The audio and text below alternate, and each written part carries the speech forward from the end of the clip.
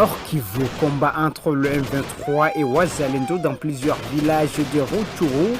C'est 11 novembre 2024. Depuis les premières heures de ce lundi 11 novembre 2024, des violents combats ont éclaté entre le rebelle du M23 RDF et les résistants Wazalendo dans plusieurs villages du groupement Bukombo dans la chefferie de Bwito en territoire de Rutshuru. Nous sommes dans la province du Nord Kivu, plus principalement à l'est de la République démocratique du Congo. Ces affrontements, qui ont débuté aux alentours de 5h30 du matin, étaient concentrés sur les axes Kuzimba, Mulimbi, Sissa, Mahulo, Bukombo Centre et Kavumu.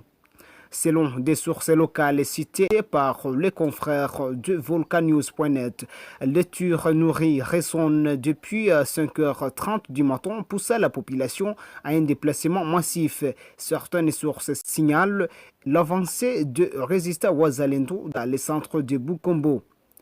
Ces nouveaux affrontements interviennent alors qu'une importante délégation ministérielle de la République démocratique du Congo, du Rwanda et de l'Angola se réunit mardi dernier à Goma pour lancer officiellement les mécanismes de vérification ad hoc renforcés qui actuellement figurent parmi les dispositions nécessaires pour la résolution du conflit en cours entre les deux républiques en conflit.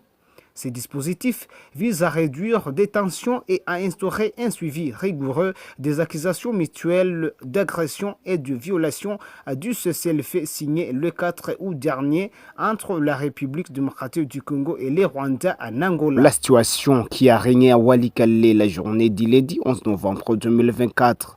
Deux affrontements violents ont éclaté lundi novembre 2024 entre le rebelle du M23 RDF et les forces loyalistes dans la région de Petit, une localité du territoire de Walikale, en partie encore sous contrôle du M23 RDF. Selon une source locale, contactée par les médias en ligne Estefo, de puissantes détonations ont retenti dès l'aube et ont persisté tout au long de la journée. Dans la soirée, une autre source a évoqué, sans plus de détails, une possible avancée des forces loyalistes dans cette région qui ouvre l'accès vers l'agglomération de Kalembe. En revanche, le nombre de déplacés fuyant les combats ne cesse de croître. De nombreux habitants des villages environnants ont trouvé refuge dans des zones les plus sûres, notamment au centre de Walikale ainsi qu'à l'hôpital de Pinga, déjà saturé par l'afflux massif. La crise alimentaire s'aggrave également, les prix des denrées a flambé face à des ruptures des stocks dans les rares points de vente encore en activité. Par ailleurs, le manque de médicaments dans le centre de santé et à l'hôpital augmente la vulnérabilité des déplacés exposés aux maladies dues aux conditions de vie précaires et aux intempéries.